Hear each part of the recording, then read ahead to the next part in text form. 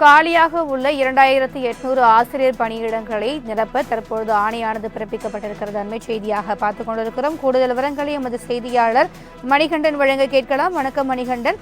தமிழ்நாடு அரசினுடைய இந்த உத்தரவு குறித்தான கூடுதல் விவரங்கள்.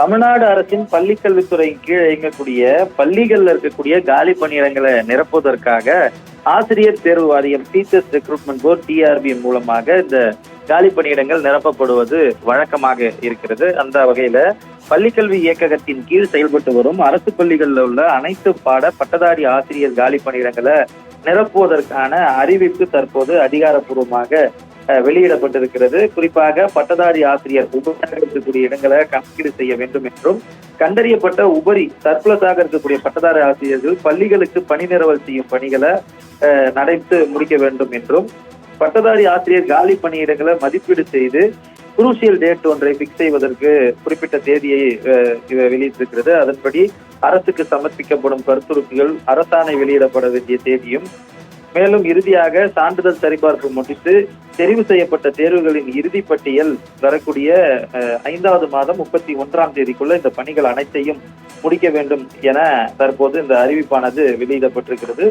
31/5/2024 ஆசிரியர் காலி பணியிடங்களை நிரப்ப தமிழக அரசு உத்தரவிட்டிருக்கிறது. இதன் மூலமாக காலியாக இருக்கக்கூடிய 2800 ஆசிரியர் காலி பணியிடங்களை முதற்கட்டமாக தமிழ்நாடு அரசு நிரப்புவதற்கான உத்தரவாக இது பார்க்கப்படுகிறது. ஏற்கனவே பல்வேறு பள்ளிகள்ல காலி பணியிடங்கள், அதாவது ஸ்டூடெண்ட் டீச்சர்ஸ் ரேஷியோ என்பது மிகவும் குறைவாக இருக்கிறது. ஒற்றை ஆசிரியர் பள்ளி, இரட்டை ஆசிரியர் பள்ளி என்பது அதிகமாக தமிழகத்தில் இருக்கிறது என குற்றச்சாட்டுகள் எழுந்திருந்தது. ஆசிரியர்களுக்கு அதிகமான பணிச்சுமை இருப்பதாக ஆசிரியர்கள் சங்கங்கள் சார்பில் அந்த கோரிக்கைகள் எழுப்பப்பட்டிருந்த நிலையில 2800 ஆசிரியர் காலி பணியிடங்களை முதற்கட்டமாக நிரப்புவதற்கான அறிவிப்பை தற்போது தமிழ்நாடு அரசு வெளியிட்டிருக்கிறது.